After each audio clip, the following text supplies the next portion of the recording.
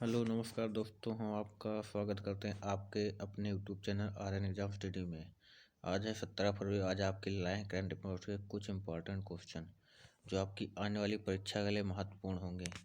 चलो दोस्तों, देर करते हो ना, देख लेते हैं। पहला क्वेश्चन है, हाल ही में CBSE के नए अध्यक्ष कौन बने हैं? तो फेमस है विनीत जोशी। क्वेश्चन नंबर 2 है, हाल ही में गुरुग्राम की पहली महिला पुलिस आयुक्त किसे नियुक्त किया गया है? तो फेमस है कला रामचंद्रन को। क्वेश्चन नंबर 3, हाल ही में आंध्र प्रदेश के नए DGP के रूप में किसे नियुक्त किया गया है? तो फेमस है KV राजेंद्र नाथ रेड्डी को। क्वेश्चन 4 है, हाल ही में RPSC के नए चेयरमैन कौन बने हैं? तो इसका सही आंसर हो जाएगा राजीव कुमार सरोतिये।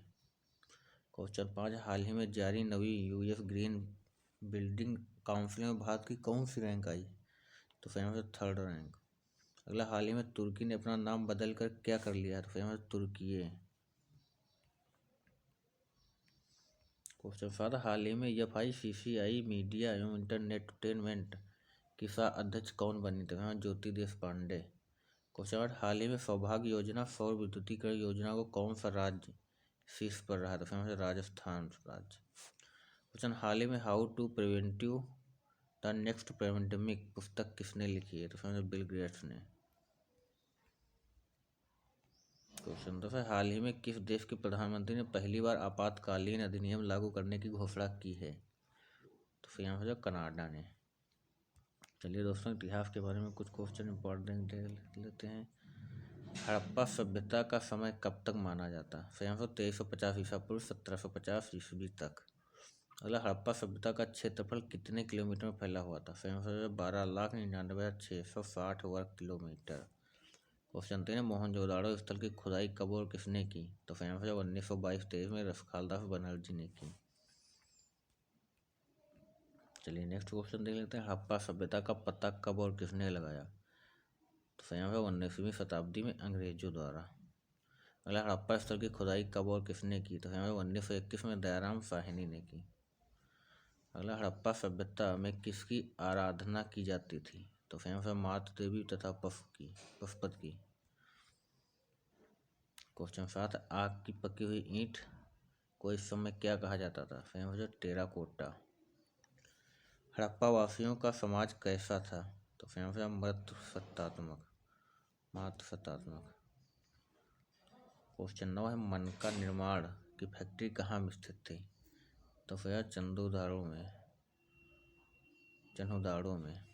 अगला, किस खेल का प्रचलन हड़प्पा के समय हुआ था? तो फेमस है शतरंज का। चलिए दोस्तों, कुछ सामान्य विज्ञान का pH मान के बारे में क्वेश्चन देख लेते हैं। तो जल का pH मान कितना होता है? तो समझा 7। मतलब दूध का pH मान कितना होता है? तो 6.4 पर। अगला, मानव रक्त का pH मान कितना होता है? तो 7.4। केले का pH मान कितना होता है? तो 4.5 से 5.2 तक। टमाटर का pH मान कितना होता है? 4.5। अगला, नींबू का pH मान कितना होता है? तो आंसर 2.4। मक्खन का pH मान कितना होता है? 6.1 से 6.4 तक। शराब का pH मान कितना होता है? 2.8। मानव मूत्र का pH मान कितना होता है? 4.8 से 8.4 तक। अगला, समुद्र जल का pH मान कितना होता है? तो दोस्तों 8.5। चलिए G8 सदस्यों के देश एक ट्रिक के माध्यम से आपको याद कराते हैं। चलिए देखते हैं ट्रिक क्या है दोस्तों। जीजा कई बार फ्रांस आए। G8 में कितने देश आते हैं? तो इसका सही ट्रिक है, जीजा कई बार फ्रांस आए। तो जी से मतलब जर्मनी, जी का मतलब जापान, कई से मतलब का मतलब कनाडा,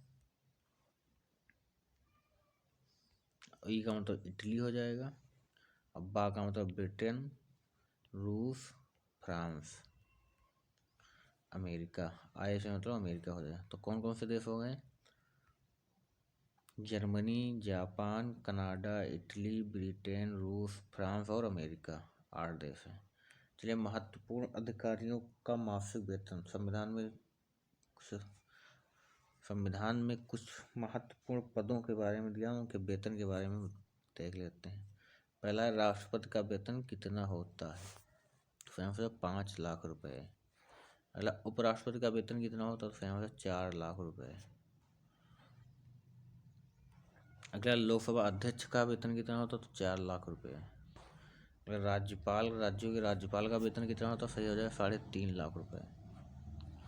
अगला सर्वोच्च न्यायालय के मुख्य न्यायाधीश का वेतन कितना होता है, सही हो जाएगा 2,80,000 रुपये। अगला सर्वोच्च न्यायालय के अन्य न्यायाधीशों का वेतन कितना होता है, सही हो जाएगा 2.5 लाख, 2.50। अगला उच्च न्यायालय के मुख्य न्यायाधीश का वेतन तो 2,50,000। उच्च न्यायालय के अन्य न्यायाधीश पूछे तो 2,25,000 रुपये।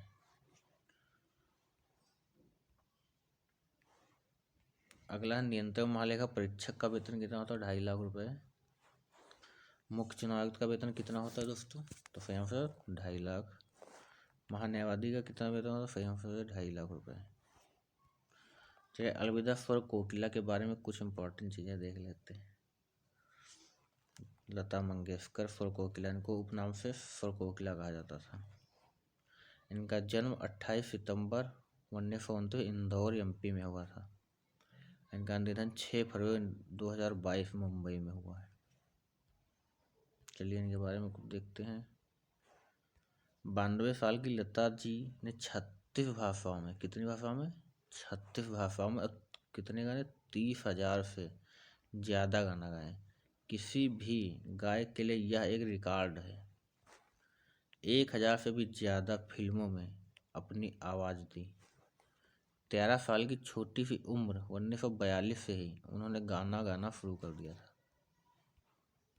महत्वपूर्ण पुरस्कार कौन कौन से लता जी को मिले, तो पहला पुरस्कार इनको मिला था पद्म विभूषण 1969। अगला दादा साहब फाल्के पुरस्कार 1989 में दिया गया है।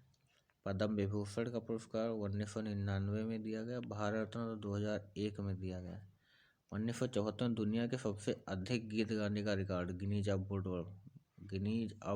बुक रिकॉर्ड में शामिल है। इनकी मृत्यु दोस्तों कहाँ हुई, तो वेटरन सिंगर ने मुंबई के बीच कैंडी अस्पताल में इनके अंतिम सांसें ली।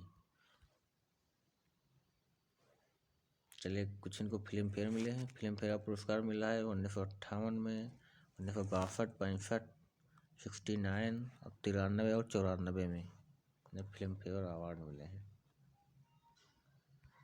चलिए दोस्तों आज का लास्ट था। Thank you.